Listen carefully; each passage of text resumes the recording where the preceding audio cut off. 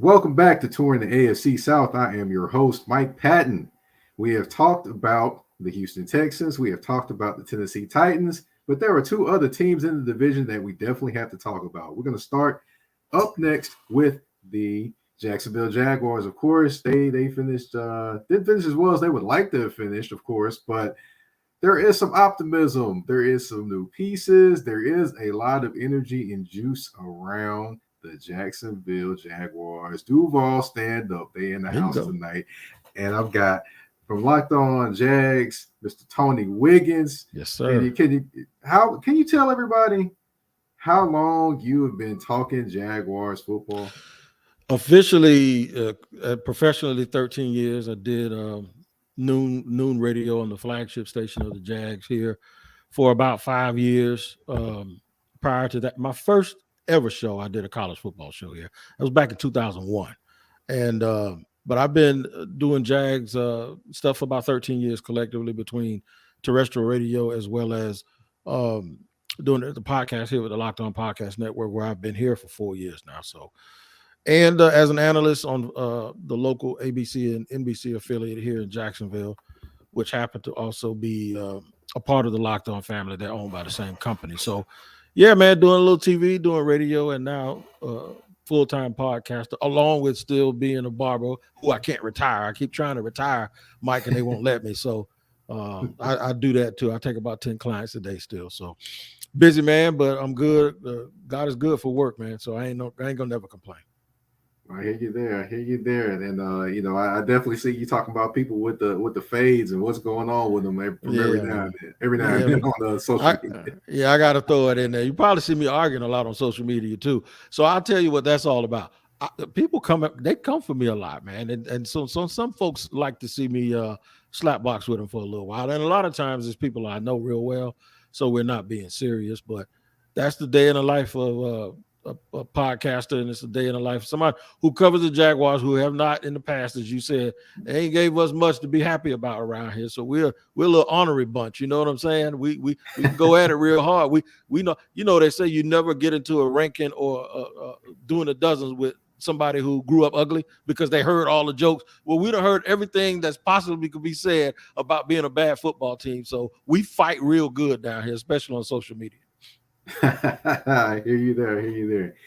Speaking of fighting real good, I will say that Trevor Lawrence had to fight real good to kind of keep his head up, dealing with a lot of different things going on last season. Of course, you got Urban Meyer, you got the play on the field, and you just got the overall aura around the team at that point in time. Of course, he didn't have the greatest of seasons, 59.6% completions, 12 touchdowns, 17 interceptions, 3,641 yards through the air. Of course, out goes Urban Meyer, and in comes Doug Peterson. You've got, the added weapons around him.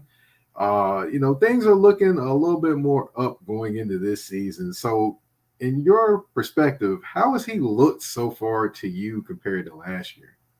He looks great. He didn't look terrible last year. He just looked like a kid that was just thrown into a bad situation. And he had a lot of drops, and the stats don't really tell you that, but he had, I think it was in the range of like 30, and most of them occurred in the red zone or in the end zone. So he didn't have any speed receivers on the team. There's only one receiver still on the team that was here last year, and that's Marvin Jones Jr. But it wasn't all on him, man. The kid during minicamp couldn't throw, and that's because he had surgery right before the draft. Then he came in, and they still had Gardner Minshew, and Urban said he was giving him a fair chance, and it was a quarterback competition. It's like, I don't know why you drafted dude number one and say that having an opportunity to draft that dude number one is the reason why you came to the NFL, and then say that you're in a quarterback competition. That was the dumbest thing I ever seen in my life. And the infighting between Urban and the staff and Trevor was the best thing going. So anytime things went poorly, they just rolled. Anytime there was bad messaging or a coach stayed back in Ohio and didn't catch the team playing and got caught, grabbing on a little young girl in the club, and then said they were trying to make him dance. And then another video comes out where he's just all doing his thing. So all of that, every time there was something negative like that, they pushed Trevor out in front of the microphone to sort of calm the natives. And to me, for a rookie quarterback, you just need to be around your teammates, man. And you need to be looking at film and getting your technique down with muscle memory and learning the NFL. I don't think he had a fair chance to do it last year. And you saw on the field what you saw. We all thought that what we were seeing, and the national people don't say this, what we were seeing was a guy who looked way better than he was supposed to, considering the situation that he was in. So it doesn't surprise me that after they hired Doug Peterson, hired Mike McCoy, a former head coach, to be the position coach, where they really just insulated him with people that are going to make him work, and people are going to get him to study everything, and he leads the charge. He's early. He asks those questions, and he's one of those type of people that really, really responds to being pushed. And I think that's what you're seeing in his development. He's bigger, he's stronger, and the people are going to see who the real Trevor Lawrence is this year. Yeah, definitely. That goes into the equation. But of course, bringing in Doug Peterson, who definitely was a played a hand in Doug Peterson played a hand in kind of molding Carson Wentz into an MVP, and then also Nick Foles as well. What do you think over the long haul or the season that's going to have an effect on his play on the field? That's a great question, because I actually discussed that on the podcast that I did Wednesday. I think their bond is going to be really, really fruitful, because Doug has a quiet confidence about him. And what I mean by that is he's not that rah-rah and he doesn't puff his chest out. But when he walks into the room, he screams alpha. And it's all about being very measured in his words and in his approach. But you don't think he's soft. So I think of Doug Peterson. You win a Super Bowl with Nick Foles, who the Jaguars know very well because they gave him $88 million and they let him go after one season. You win a Super Bowl with him, the Jaguar fans are going to believe in you. They beat Belichick and Brady in a Super Bowl with a backup. Therefore, the fans give him an automatic credibility. The team, the players have raved about him. He treats them like adults. But I think it's going to be huge, because one of the things that I talk about is the combination of Russell Wilson and Pete Carroll, and Ben Roethlisberger with Mike Tomlin, and of course Brady and Belichick, and Drew Brees, of course, with Sean Payton, and even Peyton Manning with Tom Moore and Tony Dungy. You see these combinations of quarterbacks and coaches with credibility, and then quarterbacks with superior talent. And when that thing gets together and it does it the right way, you see 10, 12 years of nothing but competition, competitiveness, and a team having a shot. Donovan McNabb, Andy Reid. They were always in position to have a shot. Jeff Fisher and, of course, the late, great Steve McNair. They always seemed like they had a shot. And I think that's what you're going to get here. I think they're young. It's in its infancy. But I do believe that because of Doug's second chance here, if he does it now, he'll be the first Super Bowl winning coach to win a Super Bowl in another city. That hasn't happened. You haven't seen a coach win a Super Bowl one place and then go somewhere else and win it again as the head coach. So if he does that, he'll be the first. But that's good for Jacksonville because they have something to aim for. But I do think them as a combination, they fit really, really well together. And hopefully we have a 10, 12-year run with them side by side. All right. Now, of course, speaking of side by side, of course, Travis Etienne didn't get to play side by side with his former teammate last year because of a foot injury in the preseason. Took him out for the entire year. Along with that, you have Mr. Robinson that's going to be nursing Achilles and kind of, how we're going into the season as well. So more than likely, Travis Etienne will be the starting running back to start the season for them. How do you see that kind of working out as the season goes on between those two? The yin and the yang. James Robinson's healthy. He's going to play. And he ran a lot on the side and didn't really get in game action, but he had started scrimmaging and running, and he's a full go. I think you're going to see a mixture. James Robinson is a guy that doesn't necessarily use speed. He uses vision and power. He has a really good lean to where whenever he makes contact, he's always going forward during that contact and getting those extra inches and extra yards. Travis is a little bit different. The guy that he reminds me of is Bryant Westbrook. It's quick for everyone to say Alvin Kamara because you think he wants to do some of those same things. But he really reminds me of Bryant Westbrook with they're going to use him in the screen game a lot, I believe. He also runs well between the tackles. He's thick-legged. He's big down below. So when he breaks tackles, it doesn't take him a lot to get that extra kick. And when he gets full stride, 3 or 4 steps in, you can see that he has the ability to take it to the house. So I think you'll get a nice balance, a yin and a yang. Again, I went back and watched the Philly New England Super Bowl, and what got me was between Clement, I think it was Joseph Adai, as well as, of course, LeGarrette Blount. They had 3 running backs touch the ball at least twice in the first quarter. So I wouldn't be surprised if they found a third guy also to get involved a little bit to keep everybody fresh, and then they just find a way to go with the hot guys the game goes along. Definitely interesting to see. And then you did mention, multiple running backs and getting their hands on the football. Now, I believe there's probably the possibility of ETN and James Robinson both being in the backfield together or on the field at the same time as well.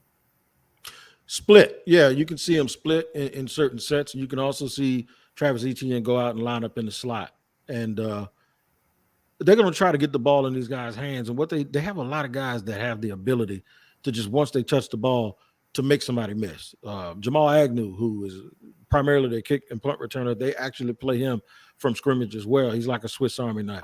So they have these players, even Christian Kirk, where it's just like they want to get the ball in their hands, and all they got to do is just break one tackle, and then they can go a long way because of their speed. So, yeah, I think there would be some situations where you absolutely see both of those guys in the backfield at the same time. All right. And then also, I have to ask, of course, everyone's talking about Trevor Lawrence, but how big is the running game going to be for the success of this offense? I think it's important because the running game, to me, helps you set up play action. And it helps you also set up the screen game a little bit, because you get people going one way and all of a sudden the misdirection happens, and you can sneak up on them. If you can't block and if you can't run when you want to and when you have to, then it really limits the coach and makes your quarterback a sitting duck, because people are just going to pin their ears back. If you also can't run, there's really usually no need for people to send extra folks. And if they don't send extra folks to stop the run, then if you catch people, just imagine if you catch somebody in a run blitz and you use play action and catch a running back who can break, who can take it a long way. You catch him in the flat or catch him right over the middle on a little shallow drag route or something. It usually goes for big yards, but you got to get to that point where you can force people that they have to stick extra people in the box or do other exotic things. And the way you do it, man, use a boxing analogy. You got to make deposits. You got to go to that body. You can't just keep going for headshots. When you go to that body, you soften everything up, and now you can start bringing things up top. And I look at the running game as the same way. You go in, you soften the team up, you keep them honest, you make sure that people aren't just totally selling out to rush the passer. And then what happens is sooner or later you fake one of those things and everybody stops, and the linebackers, all it takes, Mike, you know this, you've been following this a long time. All it takes is a split second for a running back to poke his head too much and a safety to freeze. That's all a good quarterback needs to create that window in the secondary that makes all the real good quarterbacks very, very successful.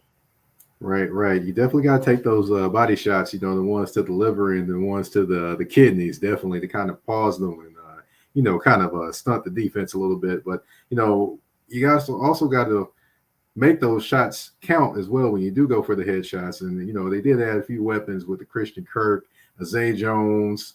They got Evan Ingram, which I think he has the potential to be the best tight end in the AFC South, if not more than that. He's looked good. Now, he does have his days, and Giant fans know all too well what I'm talking about, where he gets the drops a little bit. And but he does the work. He stays after practice. And when he's on, man, he's on. And he's like really having a big wide receiver. You're going to see him lined up outside the way you saw Zach Ertz. I had a guy, Mike K., who used to cover the Jags, and now he covers the Eagles. Mike K. told me that 70% of the time, Zach Ertz was lined up outside standing up. And I think that's what you're going to see. You're also going to see that in the red zone with Evan Ingram. I got to clear something up about Christian Kirk. Christian Kirk did not ruin the wide receiver market, man. Christian Kirk signed a deal that was like 4 years, like $76 million, and everybody went crazy, right? So, Mike, Christian Kirk had 982 yards receiving. If he catches one more pass, for 18 yards and has a 1,000-yard season. Nobody's even screaming that that's too much money. What it is, though, is the way that his contract is structured. The Jaguars, because they had so much cap space, they wanted to make sure that they had a fast, quick guy and to give them some speed at wide receiver and some separation. It's basically a 2-year, $36 million deal. So folks look at that big number, and no matter how long they've been following the NFL, you know damn well he ain't going to see $40 million in the last 2 years of that contract. No matter how long people have been following the NFL, everybody always falls for the okie doke when it comes to the monopoly money in these contracts. And they go, how the hell they give him $76 million? He ain't going to get $76 million. And you tell people this until you blue in the face. He signed a 2-year deal for $36 million. If he's still around here in that third year, they're going to restructure, give him some more bonus money, some more guaranteed money, and keep him at a smaller number than $20 million. So he's been worth it so far, too. I think they believe he's a guy who was picked in the second round, got 982 yards last year, can't be the number one because D-Hop's there. He'll never be the number one. And they had A.J. Green. So for him to get those numbers, well, maybe you know what? You get a taller quarterback because he was catching the ball from a smaller guy. You get a taller quarterback with a very, very strong arm, and we're going to feature him a little bit. If Christian Kirk catches 80 balls for 1,100 yards, the money's well worth it. Yeah, you got a point. Now, of course, we didn't talk about the offensive line, but they did add Brandon Scherff from the Commanders there. They did sign Cam Robinson to a long-term deal. I believe they drafted a center from Kentucky, I believe. Yeah, Luke Fortner. Luke Fortner, yes. So definitely did a revamping of the line. So it's going to be interesting to see how they kind of married with the running game and how they kind of try to stand up this year, because of course plenty of people have talked about the Jacksonville Jaguars offensive line over the years. So it'll be interesting to watch. I'll definitely say that. Well, better late than never, because they had prior to this year, I think, and I'm friends with Dave Caldwell, but prior to this year, I think one of the things, the disservices that they did, they were trying to find quarterback and edge rushers and those critical positions so bad that I thought they neglected the line. I went to the Senior Bowl last year, and I followed them before that. Every single year, there was 14, 15 guys that Jim Nagy thought would have 8 to 10-year careers. And the Jaguars took one dude. Like not even every year, they didn't even take a lineman. I think they drafted like 3 linemen in 4 years. And to me, that's egregious. You always have to, the good teams use those 4th and 5th round picks on extra linemen. And in that same span, they drafted like 11 DBs. It made absolutely no sense. So they retained Cam Robinson. They got Walker Little last year. He was the one guy I mentioned. He's competing with Jawan Taylor at right tackle. I think Taylor's going to win out. They did draft Ben Barch in 2020. And they signed Brandon Scherff this year, and they got Fortner this year. So better late than never that they addressed the line, but they don't have any depth. So if they're in this position right now, the reason they're in this position right now is because they didn't spend enough time over the last 3 or 4 years getting those late round guys in and developing them and making them a part of their team.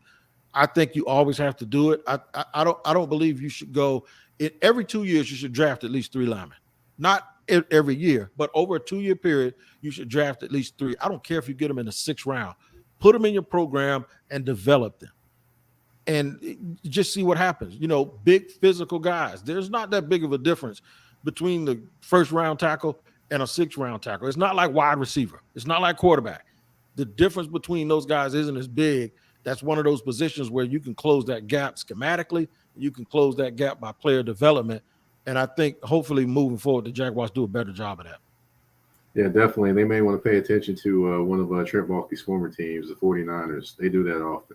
Yeah, they always seem – Green Bay. Green Bay always has a guy. They just traded for Cole Van Lanner from Green Bay. And, the Green Bay traded this dude because, well, he can play, but we just ain't got room for him. Isn't that right? That's kind of the object, isn't it? We ain't got room for him, but – Dallas did it for years with Hudson Houck. It seemed like the 6th or the 7th guy, the swing guy in Dallas, always ended up making a boatload of money in free agency. Lyle Collins just did it because they always had people that were just ready to just plug and play. So the good teams found a way to do it, and the bad teams should learn from the good teams and make this a copycat situation.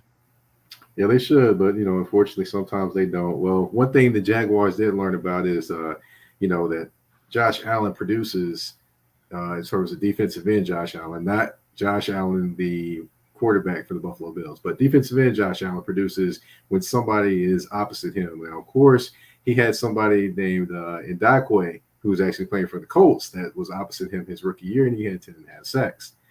This year, he has Trayvon Walker, the number 1 overall pick in the draft, opposite him. So with that combination, I dare to say this is what I have said, and I'm not prompted to say this because you were on the show. I've actually said that this combination could be one of the best combinations eventually in the NFL. I agree with you. I agree with you. I am not biased, by the way. I cover the team objectively and subjectively. I agree with you because I think they won't say this. I don't think that they view Josh as the one alpha edge. I think they thought he was better as the second guy. And there's nothing wrong with being the second guy of a good duo, right? Trayvon Walker is a freak. He's like Godzilla. And so much was made about the fact that he only had 6.5 sacks to Hutchinson's 14.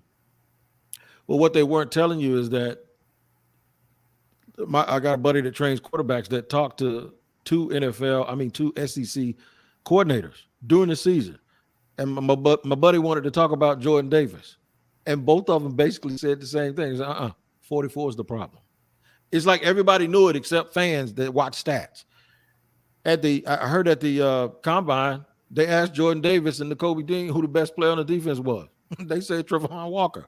So, when you look at their team at Georgia last year, they weren't chasing sacks. The linebackers made all the plays. Whereas if you look at them the year before when they gave up 40 points a game, 40 points in 3 different games, they had all of those same players, plus Azeez Ojulari, plus Jermaine Johnson before he transferred to Florida State, plus the Stokes kid that was a first-round pick at corner, plus Tyson Campbell, who we're going to talk about in a little bit. They had all those dudes, plus those 4 guys I just mentioned, but yet still the defense gave up 40 points. Now, get rid of the quarterback sacks, just collapse the line, don't let the quarterback scramble, and force the quarterback to try to run outside. And then those gazelles you have at linebacker and safety, like Seen and Quay Walker and Kobe Dean, they were running people down and knocking the hell out of them. That was a strategy. There's a reason why that kid didn't have sacks. But now he's every bit of 6'5", 272, every bit of it, and runs like a strong safety. And he has really, really worked as hard as he could to learn how to disengage, to learn how to use his power. And he has this long arm movement, man, where he puts his arm out and he gets you. And you probably saw it in the Hall of Fame game where he stuck a dude up with one arm and he did the old Alabama look-see, He stuck him up and he looked and he saw where the quarterback, and some nitwit on one of these social media outlets goes, well, the quarterback ran right into him. No, he didn't. You don't know what you're watching. He looked and he saw which way the guy was going. He disengaged and he made the sack. He is a freak. He is a violent football player, even in the run game. And those two together are inseparable. And I think this year is going to be a huge year for both of them. I will say this. One thing I would also look for from the Jacksonville Jaguars in terms of those two is potentially putting both of them on the same side in a couple plays every now and again. So I think it can work. See that too. Yeah. Yep. And the Jaguars really want to play. Their base has a nose tackle and another big defensive end. I think they want to force teams in the long down and distance because everybody does. But when they go to that lineup where they put Josh and Trevon's hand on the ground on opposite sides, they also insert DeJuan Smoot and Arden Key, who was another signee in free agency, who has been lights out this season. He's going to get a big contract. If he plays the regular season the way he's played in camp in the playoffs, somebody's going to give him a lot of money. When they have that lineup with 2 linebackers and 5 DBs, that's the danger zone for any quarterback, especially somebody that can't move. So look out for that too when they go to that 4-man front in their subsets, when they go in their sub package, when they go nickel, and watch them do some damage.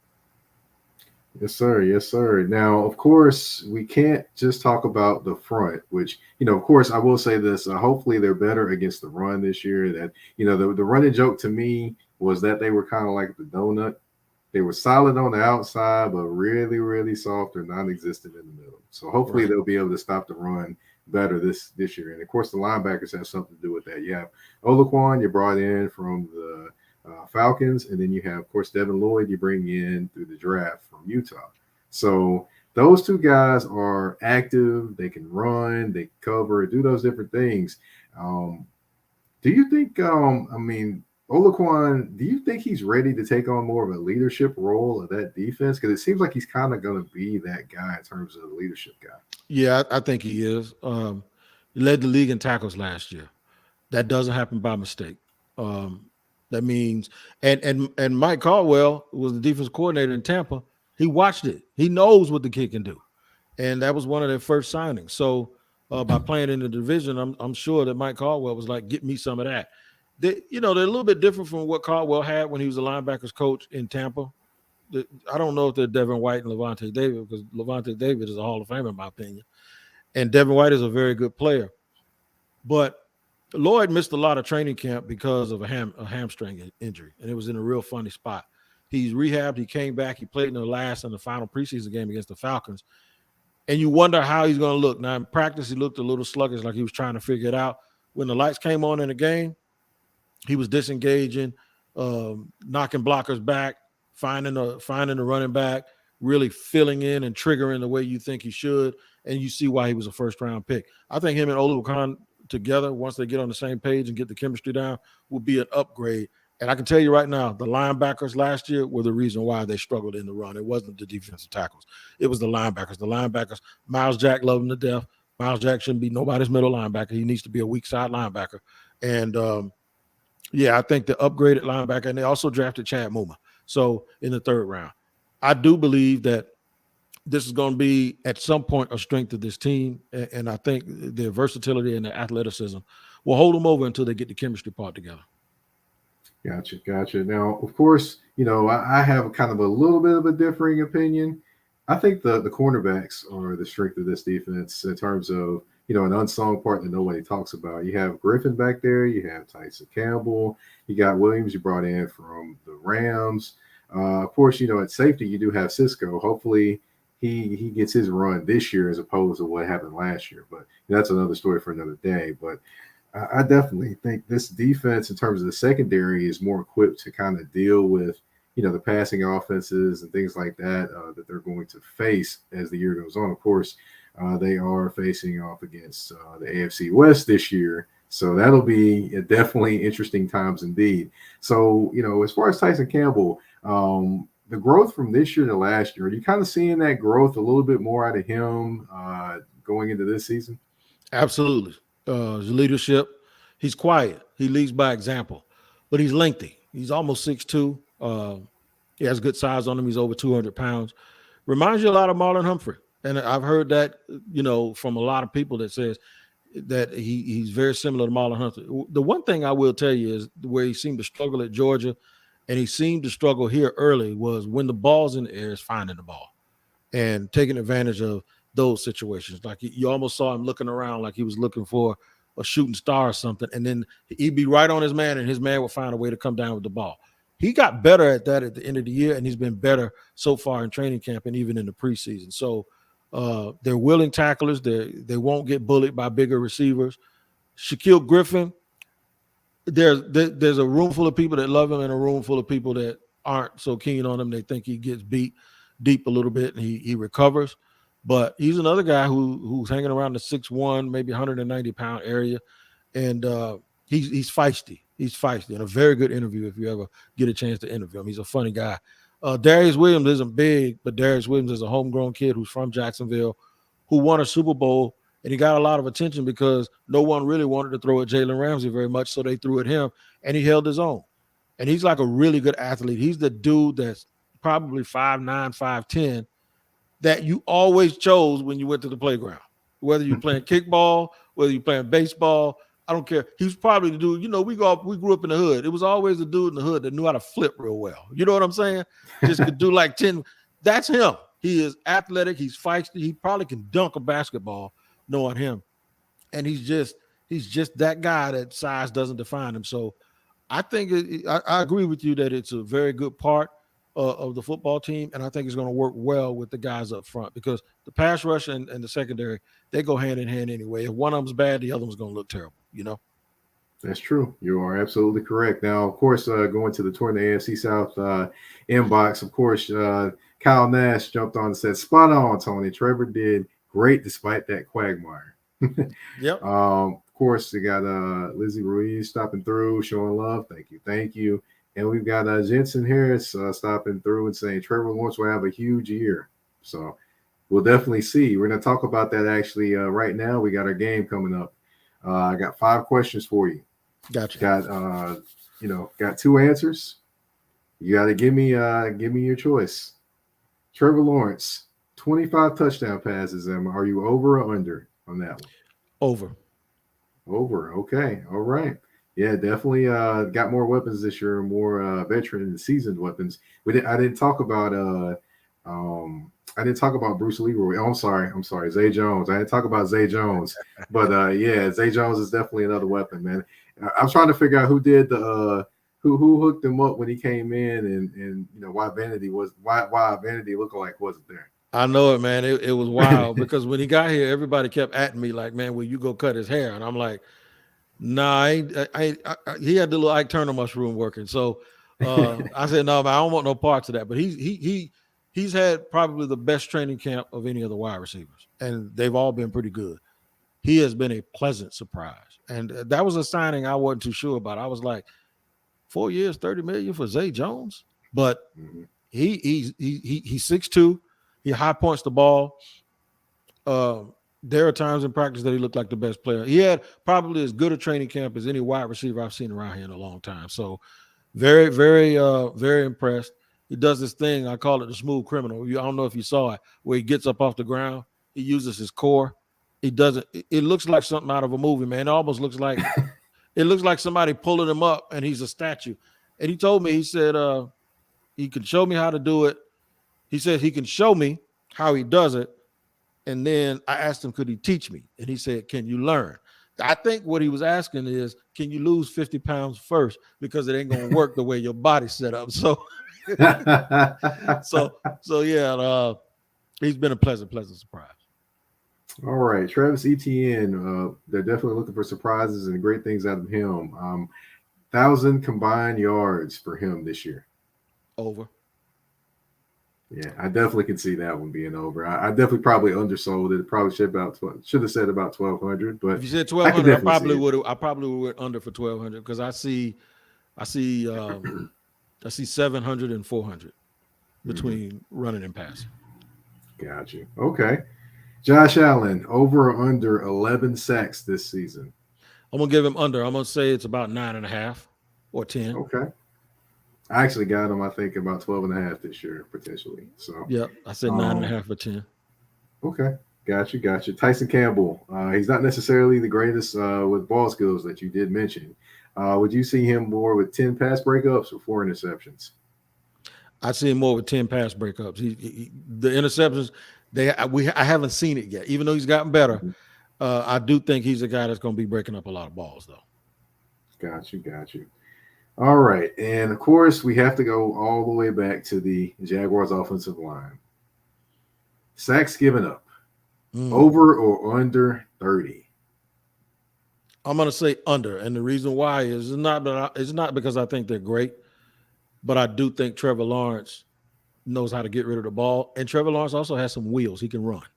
So I call it having a good getaway car. He has a good getaway car. You know what I'm saying?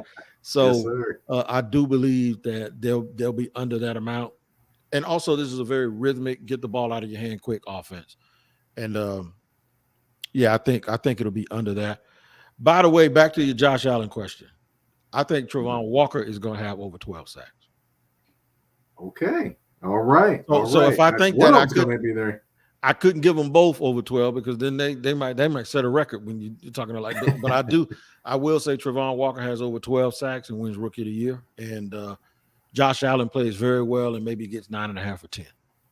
Okay.